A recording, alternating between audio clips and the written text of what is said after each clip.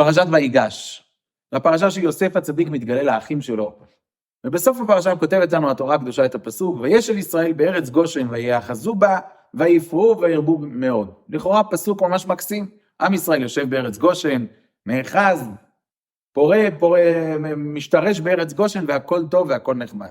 אומר הכלי יקר לא, הפסוק הזה בא לשקף את החטא של עם ישראל. למה את החטא של עם ישראל?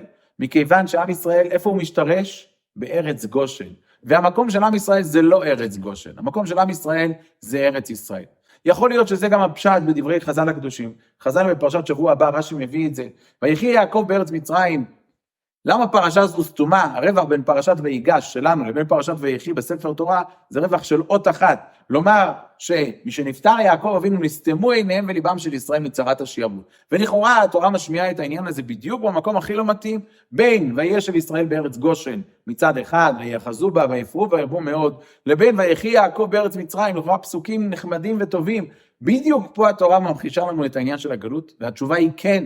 אם אתם לא נמצאים בארץ ישראל, אם אתם נמצאים בארץ גושן, אם אתם נמצאים בארץ מצרים, אז גם אם ויאחזו וגם אם ויפרו וגם אם הכל בסדר, אל תשכחו שאתם בגלות. לכן כותב הכלי יקר שהפסוק הזה מדבר על חובת עם ישראל ולא על מעלת עם ישראל.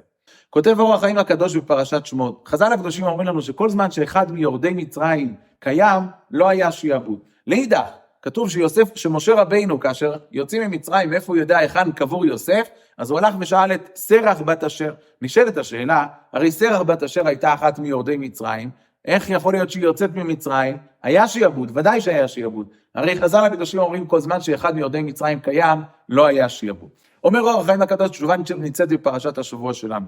כתוב בפסוק, בניו ובני בניו איתו, בנותיו ובנות בניו וכל זרעו, הביא איתו מצרים. התורה מחלקת את זה לשתי קבוצות. יש קבוצה שהגיעה עם יעקב אבינו בהסכמה. הריבונו שלנו רוצה שנלך לגלות, אנחנו הולכים לגלות, הולכים עם אבא יעקב לגלות.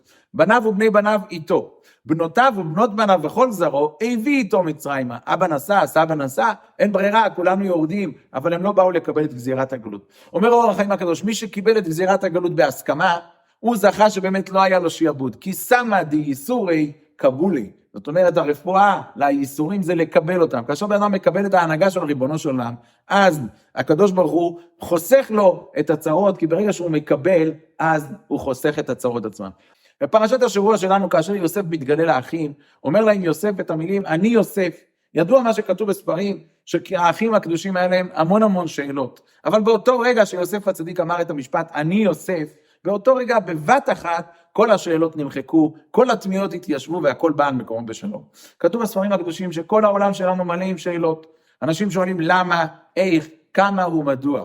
אבל באותו רגע שהקדוש ברוך הוא יגיד, אני השם אלוקיכם, באותו רגע כל השאלות שיש, הכל ייפטר, הכל יבוא על מקומו, בשבריר שנייה פתאום נבין את הכל, והכל יבוא על מקומו בשלום, בשמחה ובטוב לבב.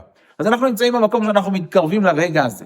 ויש לנו תפקיד אחד ויחיד, על פי דברי החז"ל הקדושים, שכותבים לנו מה אנחנו צריכים לעשות בדיוק בשלב הזה, כאשר נהיה בארץ ישראל, כאשר נחזור לארץ ישראל, ארץ ישראל תיבנה ותתפתח הלאה והלאה. אבל כל זמן שעם ישראל לא יגיד, ריבונו של עולם, אנחנו רוצים לצאת מהגלות, אנחנו רוצים לחזור למלכות שמיים, למלכות בית דוד, לבניין בית המקדש, אז זה מנה נצטרך לחכות. אז התפקיד שלנו, זה פשוט לפתוח את הפה ולבקש. לומר לריבונו שלנו, ריבונו שלנו, אנחנו מחכים לרגע הזה, שתגיד לנו אני השם אלוקיכם. וכל זה תלוי בפה של כל אחד ואחד מאיתנו. פשוט לפתוח את הפה ולהגיד, ריבונו שלנו, אנחנו רוצים לחזור הביתה, אנחנו רוצים לחזור לארץ ישראל. הווי אומר, ברוך השם, גם מי שגר בארץ ישראל, אבל רוצים לחזור לבית המקדש, רוצים לחזור למלכות שמיים, רוצים לחזור למלכות בית דוד. זו הבקשה שלנו. אז בעזרת השם נזכה שנבקש, ובעזרת השם בסייעתא דשמיא נחזור לציון עיר הקודש במהרה בימינו בשמחה ובטוב לבב. שבת שלום ובשורות טובות.